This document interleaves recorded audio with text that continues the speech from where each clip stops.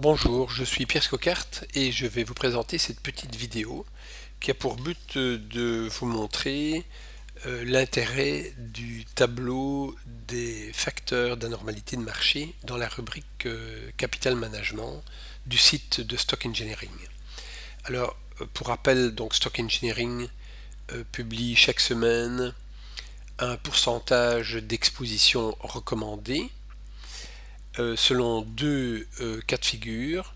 Soit si vous êtes un investisseur qui cherchez uniquement des positions longues, c'est-à-dire à faire du gain en bourse lorsque la bourse est haussière, ou si vous êtes un investisseur un petit peu plus audacieux et qui cherchez à avoir une stratégie haussière et baissière, c'est-à-dire à faire du bénéfice tant lorsque la bourse monte que lorsqu'elle descend.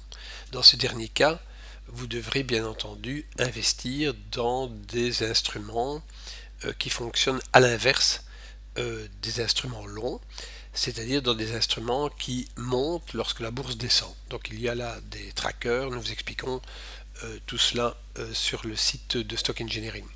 Mais ce n'est pas le but aujourd'hui de cette vidéo.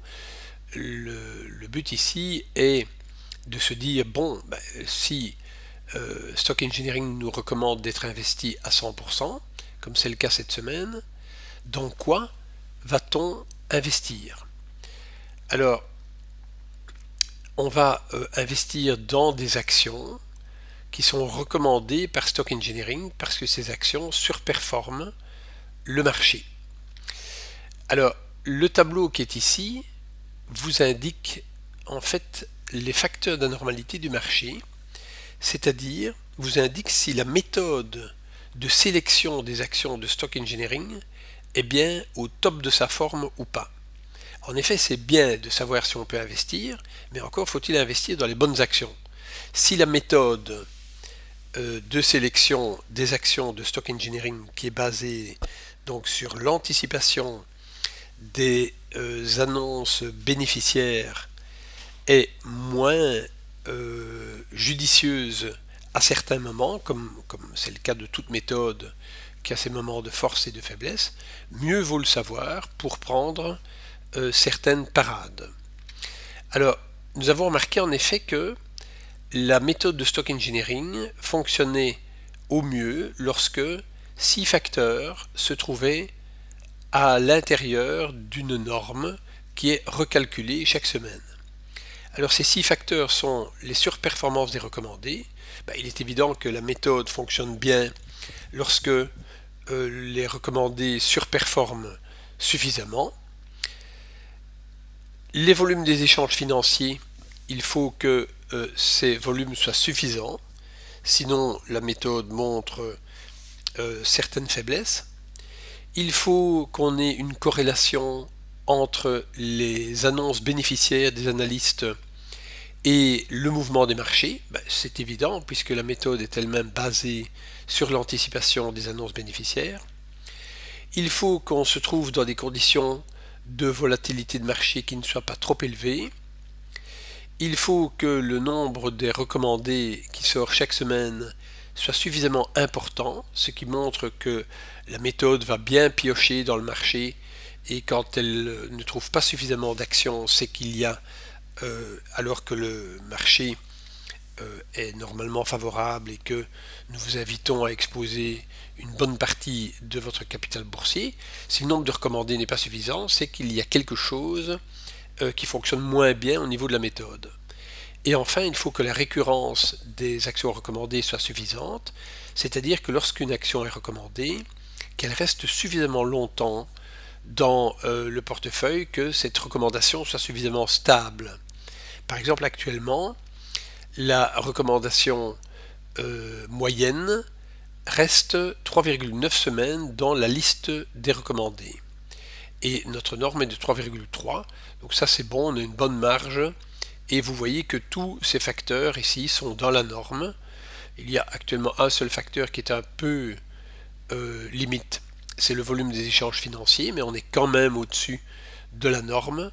Et cette norme donc est recalculée chaque semaine en fonction d'une technique statistique qui est propre donc à Stock Engineering. Lorsque l'un ou plusieurs des facteurs ne sont pas dans la norme, ne sont pas favorables, alors nous vous conseillons de répartir l'exposition recommandée, par exemple cette semaine 100% de votre capital boursier, entre des actions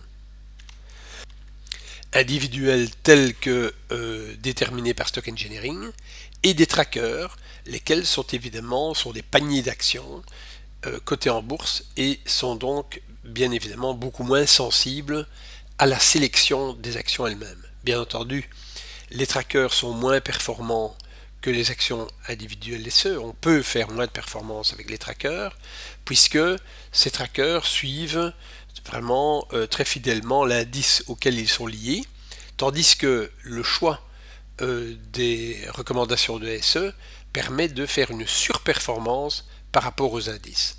Voilà. Mais quand les facteurs ne sont pas tous favorables, vous verrez apparaître un pourcentage de trackers, donc ceci ici faisant toujours la somme faisant toujours 100% et s'appliquant au pourcentage d'exposition que nous vous avons recommandé, qui est aujourd'hui de 100%, mais qui pourrait être un autre jour de 50% ou de 0%. Pour terminer, je voudrais vous montrer comment a évolué la surperformance. Donc cette surperformance que nous avons vue égale à plus de 30% à l'heure actuelle. Vous voyez, on atteint ici effectivement 31,45% le 16 du 4. Et vous voyez l'évolution de cette surperformance depuis le 14 décembre 2005, qui est à peu près une année après que nous ayons commencé à publier Stock Engineering sur Internet. Vous voyez qu'en moyenne, la surperformance est relativement